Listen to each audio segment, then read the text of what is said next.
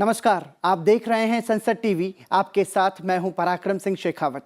हम हाजिर हैं संसद के मानसून सत्र के तीसरे दिन दोनों सदनों के होने वाले कामकाज का पूरा ब्यौरा लेकर। हमारे खास कार्यक्रम सदन दिन भर के साथ हम आपको ये भी दिखाएंगे कि लोकसभा में प्रश्नकाल के दौरान कौन कौन से महत्वपूर्ण सवाल पूछे गए और राज्यसभा में क्यों नहीं चल पाया प्रश्नकाल और शून्यकाल। मशहूर एथलीट पीटी उषा ने आज राज्यसभा में सदस्यता की शपथ ली। दिखाएंगे उसकी भी झलकियां, लेकिन आगे बढ़ने से पहले एक नजर आज की सुर्खियों पर। राष्ट्रपति चुनाव के लिए मतगणना की तैयारियां पूरी। संसद भवन परिसर में कल सुबह 11 बजे शुरू होगी वोटों की गिनती। एनडीए उम्मीदवार द्रौपदी मुर्मू और विपक्ष के उम्मीदवार यशवंत सिन्हा के बीच मुकाबला। महंगाई और जीएसटी के मुद्दे पर लगातार तीसरे दिन लोकसभा की कार्यवाही बाधित। व्यवधान पर लोकसभा अध्यक्ष ओम बिरला ने जताई सख्त नाराजगी। कहा, प्रश्नकाल जैसे महत्वपूर्ण समय में अवरोध लोकतंत्र के लिए उचित नहीं। राज्यसभा की कार्यवाही में भी गतिरोध बरकरार। महंगाई समेत कई मुद्दों पर विपक्षी दलों के सांसदों ने किया अवरोध। आज भी नहीं चल पाया शून्यकाल और प्रश्नकाल।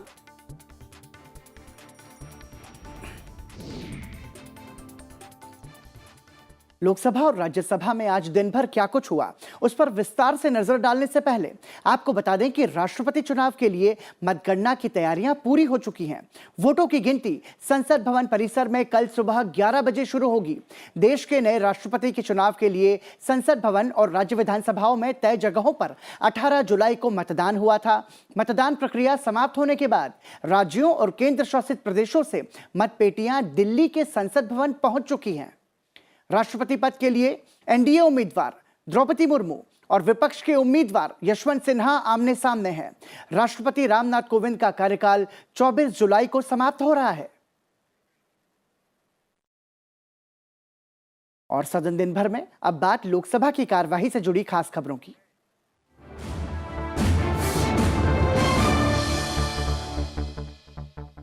संसद के मानसून सत्र में लगातार तीसरे दिन लोकसभा की कार्यवाही विपक्षी सदस्यों की तरफ से पैदा अवरोध की भेंट चढ़ गई।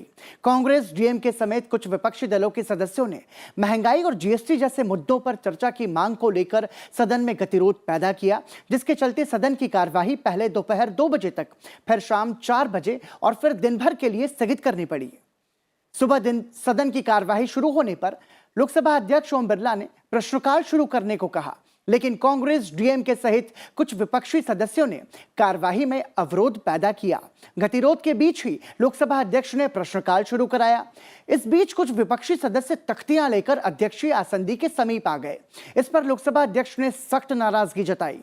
उन्होंने कहा कि सदन चर्चा संवाद के लिए है, अवरोध के लिए नहीं है, और सदन में ऐसा करने वाले सदस्य सदन की गरिमा को गिरा रहे हैं। लोकसभा अध्यक्ष ने कहा कि वो सभी विषयों पर चर्चा के लिए प्रक्रिया के तहत समय देने को तैयार हैं। ये सदन चर्चा संवाद के लिए, नारेबाजी और तख्तियों के लिए नहीं है। आप सदन की गरिमा को गिरा रहे हैं। ये लोकतंत्र के लिए उचित नहीं है। ये हमारे लोकतंत्र का सबसे महत्वपूर्ण काल, अमृत काल खंड चल रहा है। आप चर्चा करें, संवाद करें, सहमति करें, असहमति करें, आलोचना करें, सबको अलाउ करूंगा, लेकिन एक प्रक्रिया होती है। प्रश्नकाल के बाद मैं आपको शून्यकाल के अंदर अलाउ करूंगा, लेकिन आपका ये रवैया संसदीय व्यवस्था के लिए उचित नहीं है। मैं पुनः आग्रह करूंगा, उसके बाद मैं आपसे आग्रह भी नहीं करूंगा। आपको मैं फिर कह रहा हूं कि आपको प्रश्नकाल के बाद में शून्यकाल के अंदर बोलने की अनुमति दूंगा। उपभोक्ता मामले के मंत्री यहां पर बैठे हैं। अगर आप सीट पर जाकर बैठते हैं तो, अगर आप सीट पर जाकर बैठते नहीं है तो मैं आपको अलाउ नहीं करूंगा। सहमति, असहमति, आलोचना सब स्वीकार्य है, लेकिन प्रक्रिया के तहत।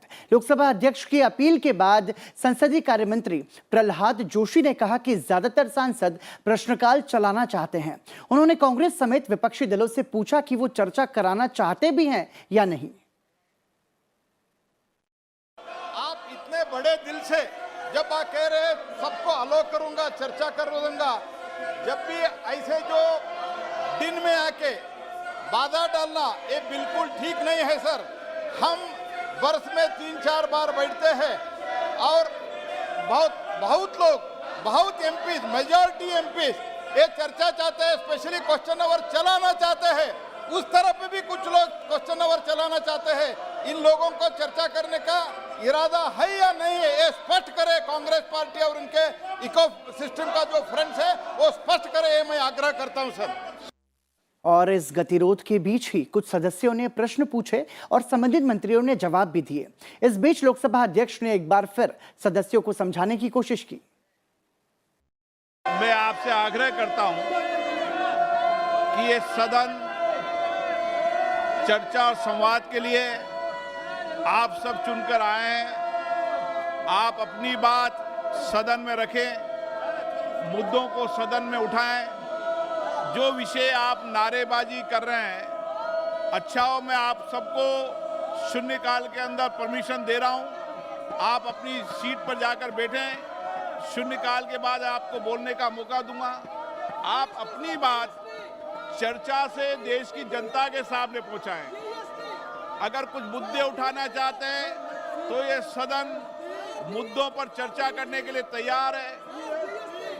देश में संसद लोगों की अभिव्यक्ति के लिए, लोगों की भावनाओं को उठा करने के लिए, प्रश्नकाल जैसे महत्वपूर्ण समय में आप नारेबाजी करते हैं, तख्तियां लाते हैं, ये सदन के लिए उचित नहीं है। देश के लोकतंत्र के लिए उचित नहीं है। देश की जनता चाहती है सदन चले, यहाँ चर्चा हो, संवाद हो, सहमति असहमति इस लोकतंत्र की विशेषता है।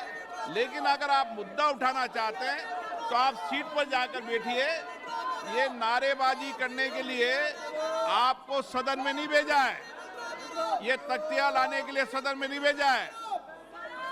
बहुत महत्वपूर्ण समय है संसद का और आप हमेशा नारेबाजी करते हैं, ये उचित नहीं है।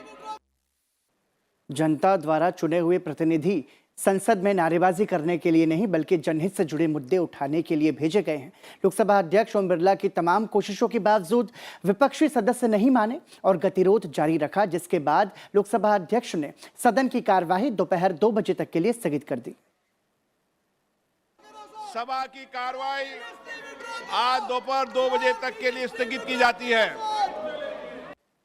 और दोपहर 2 बजे के बाद लोकसभा की कार्यवाही फिर शुरू हुई तो पीठासीन सभापति मिथुन रेड्डी ने आवश्यक दस्तावेज सभा पटल पर रखवाए। इस बीच विपक्षी सदस्य आसन के नजदीक आ गए। पीठासीन सभापति ने अवरोध के बीच ही सदस्यों को नियम 377 के तहत अपने विषय उठाने का अवसर दिया। इस दौरान कुछ सदस्यों ने अपने विषय भी रखे। मिथुन रेड्डी ने गतिरोध के बीच करीब आधे घंटे तक कार्यवाही संचालित करने के बाद सदन की कार्यवाही शाम 4 बजे तक के लिए स्थगित कर दी। Take your seat. Rest of the members may lay their matters on the table of the House. The House stands adjourned to meet again at 4 p.m. शाम 4 बजे लोकसभा की कार्यवाही फिर शुरू हुई तो सुबह की तरह ही विपक्ष के सदस्यों ने हाथों में तख्तियां लेकर नारेबाजी करते हुए अध्यक्षीय आसंदी के पास पहुंच गए। पीठासीन सभापति मिथुन रेड्डी ने गतिरोध के बीच ही शून्यकाल शुरू कराया और 3 सदस्यों ने अपने अपने विषय भी उठाए, लेकिन गतिरोध जारी रहने पर सदन की कार्यवाही दिन भर के लिए स्थगित करनी पड़ी। See, members, please go and be seated. Your fellow members have raised important issues. Let them speak. Please be seated. I'm requesting everybody to go because there are very important issues to be taken up. BJP सांसद चुन्नीलाल साहू ने छत्तीसगढ़ में खाद्य निगम के गोदाम की संख्या को लेकर सवाल पूछा, जिसका जवाब देते हुए उपभोक्ता मामले, खाद्य और सार्वजनिक वितरण राज्य मंत्री साध्वी निरंजन ज्योति ने कहा कि राज्य में भंडारण की क्षमता अच्छी है और इसकी कोई कमी नहीं है। माननीय खाद्य मामले के मंत्री जी से पूछना चाहता हूं कि छत्तीसगढ़ में खाद्य निगम के वर्तमान में कितने गोदाम हैं तथा इन गोदामों में क्षमता से अधिक खाद्य का भंडारण किया जाता है, जिससे परिणाम स्वरूप बड़ी मात्रा में खाद्यान्न खत्म हो जाते हैं। यदि हाँ, इस संबंध में ब्यौरा क्या है? क्या छत्तीसगढ़ में नए गोदाम निर्माण के प्रस्ताव प्राप्त हुए हैं प्रश्नकाल अथवा के सरकार बाद के मैं पास आपको लंबित है, बोलने यदि की हाँ, अनुमति दूंगा। तो इनके प्रश्नकाल के निर्माण बाद के लिए क्या समय सीमा निर्धारित की गई है? छत्तीसगढ़ में कुल भंडारण क्षमता स्वयं की और किराए की आप आसन की बात नहीं मानेंगे तो आपको भी इजाजत नहीं मिलेगी। जब मैंने कहा आपको कि प्रश्नकाल के बाद आपको इजाजत भंडारण दूंगा, क्षमता बैठे अपनी सीट अच्छी पर। है और भंडारण की व्यवस्था अच्छी है। हमारे गोडाउन ये बहुत अपेक्षा है, मत रखो आप, उसमें तरीका राज्य ठीक नहीं एजेंसी के पास है। 300 मैंने आपको बोलने के लिए कह दिया, आपको क्वेश्चन आवर के बाद प्रश्नकाल के बाद मैं अलाउ करूंगा आपको जाके बैठे सीट पर। वेयर हाउस अपने आप में किराए पर लेती है सरकार, भंडारण क्षमता की कमी नहीं है। लोकसभा अध्यक्ष बार बार हंगामा कर रहे सांसदों से अपील करते रहे और इस बीच व्यवधान के बीच ही प्रश्नकाल की कार्यवाही को संचालित रखने की कोशिश की गई। इस बीच बीजेडी सांसद रमेश चंद्र मांझी ने पूछा कि ओडिशा में एफसीआई के कितने गोदाम हैं, इसकी क्षमता क्या है। उपभोक्ता मामले और खाद्य सार्वजनिक वितरण राज्य मंत्री साध्वी निरंजन ज्योति ने सदन में इसकी जानकारी दी।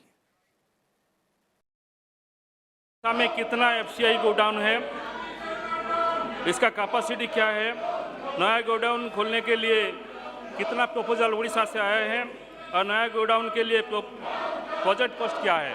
उड़ीसा में अपने गोदाम केवल 565 हैं और किराए पर 1552 गोदामों की कमी नहीं है। माननीय अध्यक्ष महोदय, गोडाउन की व्यवस्था हमारी सरकार लगातार कर रही है। मैं माननीय सदस्य के सामने एक विषय जरूर रखना चाहती हूँ। ये जो साथ में खड़े हैं, मैं उनको भी एक संकेत देना चाहती हूँ।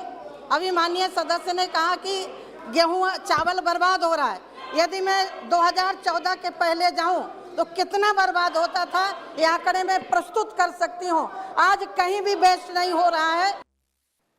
भाजपा सांसद जगदम्बिका पाल ने साइलो गोदाम के बारे में सवाल पूछा। साध्वी निरंजन ज्योति ने बताया कि उत्तर प्रदेश में भी साइलो गोदामों की स्वीकृति हुई है और इसकी सूची उन्हें उपलब्ध करा दी जाएगी।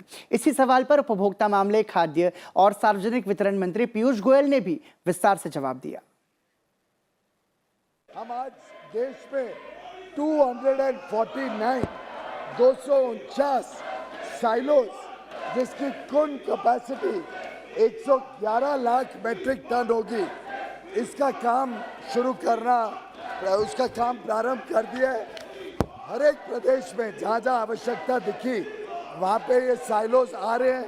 ये हब एंड स्पोक मॉडल में आ रहे हैं, जिससे एक जगह पर बड़े पैमाने पे चावल को लाया जाएगा और फिर छोटे छोटे इलाकों में, क्षेत्रों में स्पोक्स के माध्यम से ये चावल लोकल उपलब्ध होगा। उत्तर प्रदेश की बात की गई, मैं बताना चाहूँगा कि उत्तर प्रदेश में हरदोई, बुलंदशहर, शाहजहाँपुर, सीतापुर, लखीमपुर, गोंडा, बहराइच, कुशीनगर, महाराजगंज, गाजीपुर, मिर्ज़ापुर, जौनपुर, रामपुर, जलाऊं, इलाहाबाद, प्रतापगढ़, आजमगढ़, बलिया, अंबेडकर नगर, सुल्तानपुर, भदोई, मेरठ, अमेठी, औरैया, बागपत, बलरामपुर, बिजनौर, गाजियाबाद, कानपुर देहात, मऊ, फरुखाबाद, रायबरेली, सहारनपुर, श्रावस्ती, बुलंदशहर, झांसी, सिद्धार्थनगर, कानपुर, संभल, चंदौली, बदायूं, बांडा और उन्नाव, इतने सारे क्षेत्रों में ये चावल के साइलोस आ रहे हैं। तो केंद्रीय मंत्री पीयूष गोयल ने बहुत विस्तार से भंडारण व्यवस्था का जिक्र किया। इसके साथ ही अवरोध के बीच ही सदस्यों ने नियम 377 के तहत भी अपने अपने विषय उठाए।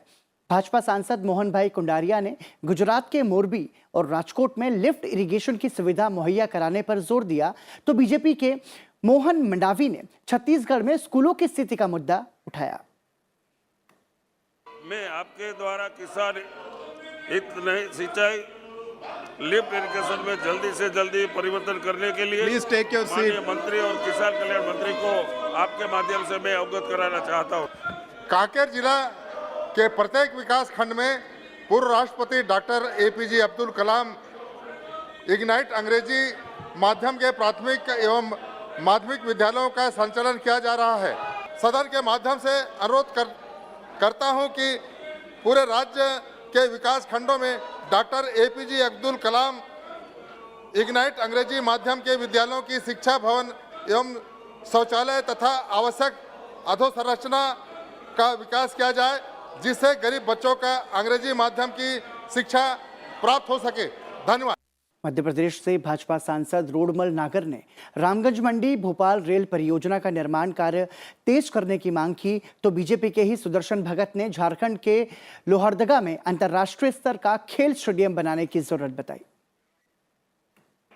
विभागीय उदासीनता के कारण रामगंज मंडी भोपाल परियोजना का कार्य बहुत धीमी गति से चल रहा है। मैं माननीय रेल मंत्री जी से अनुरोध करता हूं कि कृपया इसे गति प्रदान कर शीघ्रातिशीघ्र पूर्ण करवाने की कृपा करें।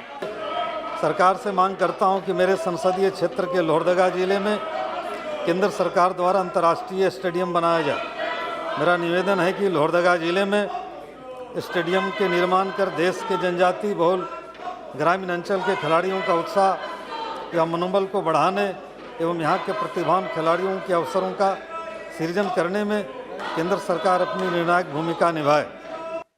शाम 4 बजे सदन की कार्यवाही शुरू होने पर गतिरोध के बीच ही लोकसभा में शून्यकाल के दौरान 3 सदस्यों ने अपने अपने विषय भी उठाए।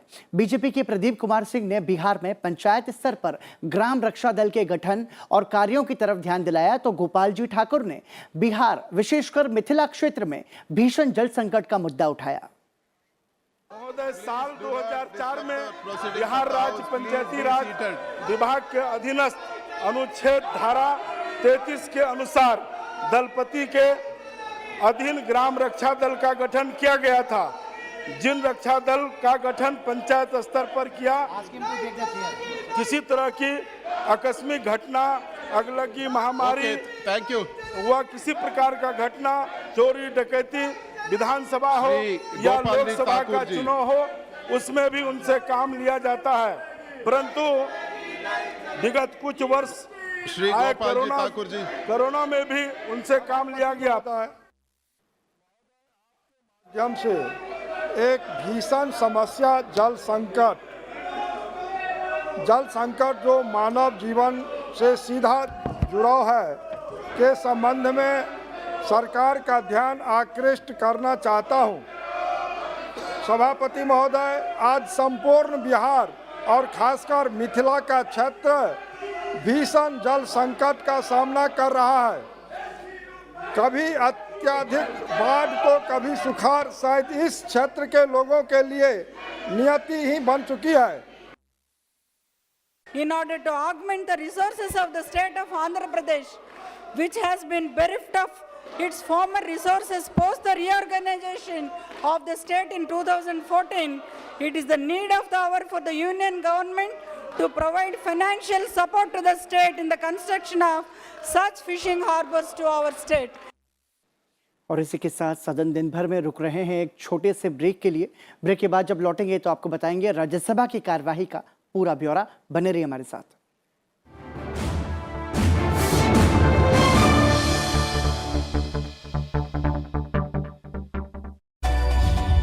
To manage polycystic ovary syndrome, eat healthy, exercise regularly, sleep well, and stay happy. Infertility in PCOS is manageable and good pregnancy outcomes are possible.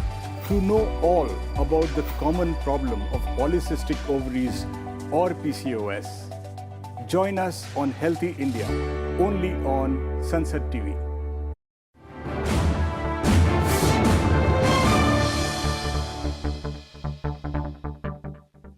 आपका एक बार फिर स्वागत है। आप देख रहे हैं संसद के दोनों सदनों की दिन भर की कार्यवाही की खास झलकियों से जुड़ा हमारा खास कार्यक्रम सदन दिन भर। और अब बात करते हैं राज्यसभा की कार्यवाही से जुड़ी कुछ खास खबरों की।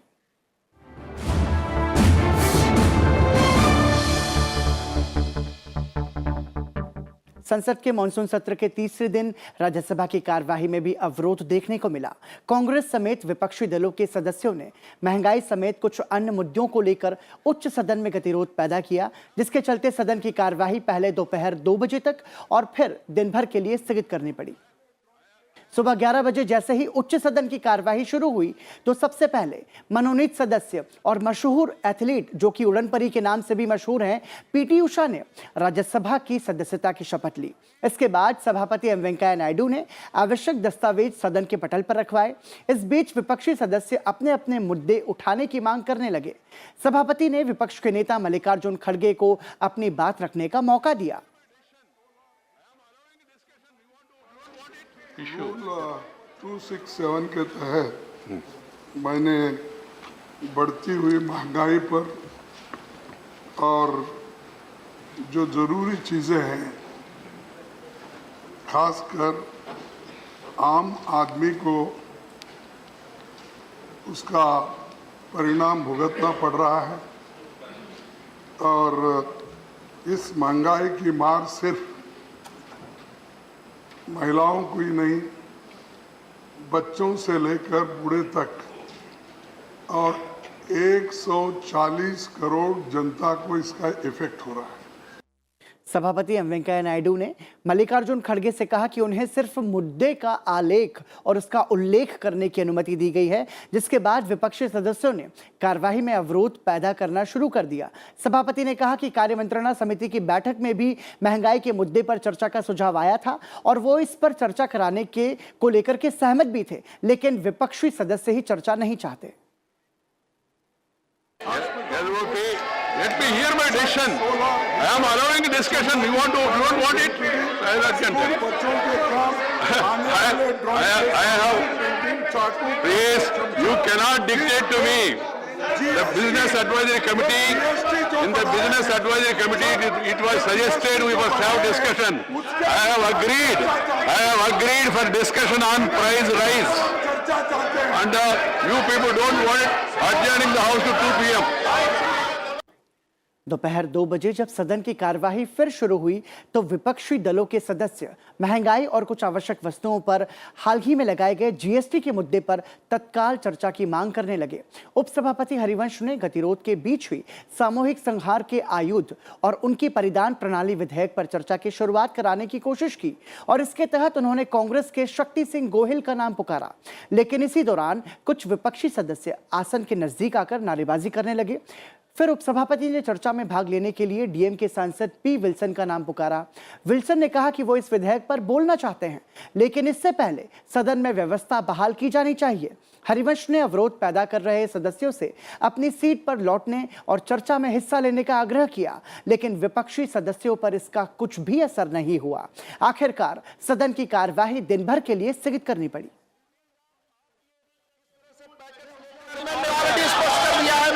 चर्चा के बारे में मॉर्निंग में आप हाउस को चलने दीजिए।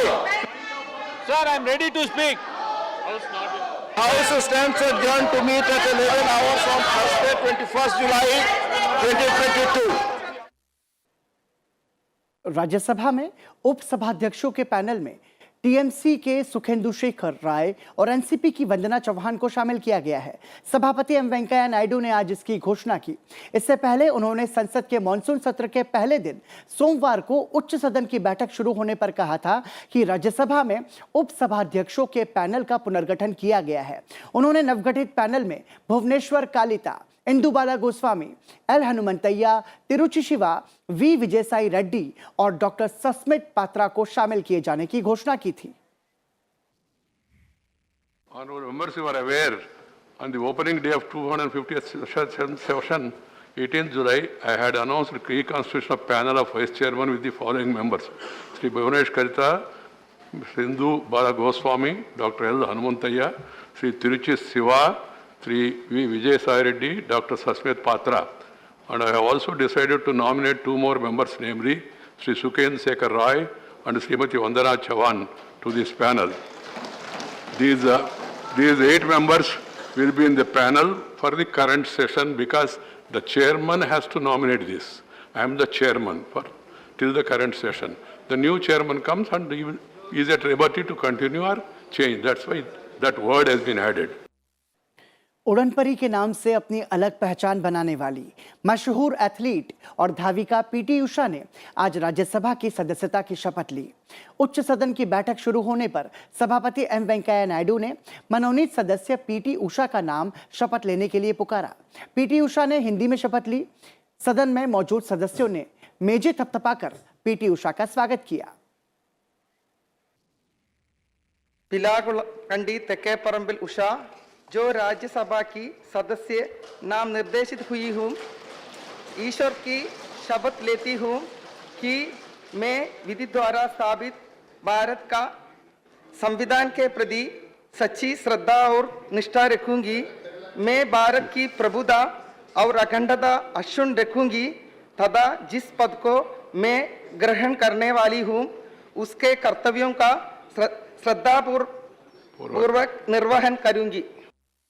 इसी के साथ सदन दिन भर में आज के लिए इतना ही। उम्मीद करते हैं कि जिस तरीके से अब तक व्यवधान दोनों सदनों में देखने को मिल रहा है, आगे की सदन की कार्यवाही में कम से कम ये व्यवधान ना हो। और ये कार्यक्रम आपको इसलिए भी देखना चाहिए क्योंकि संसद टीवी इसके जरिए आपको बताता है कि आपके द्वारा चुने हुए जनप्रतिनिधि संसद में आकर किस तरीके से आपके मुद्दों को उठाते हैं और किस तरीके से व्यवधान भी पैदा करते हैं, जिसको लेकर के आप उनसे सवाल कर सकते हैं। इसी के साथ मुझे दीजिए इजाजत। आप देखते रहिए संसद टीवी। नमस्कार, शुभ रात्रि।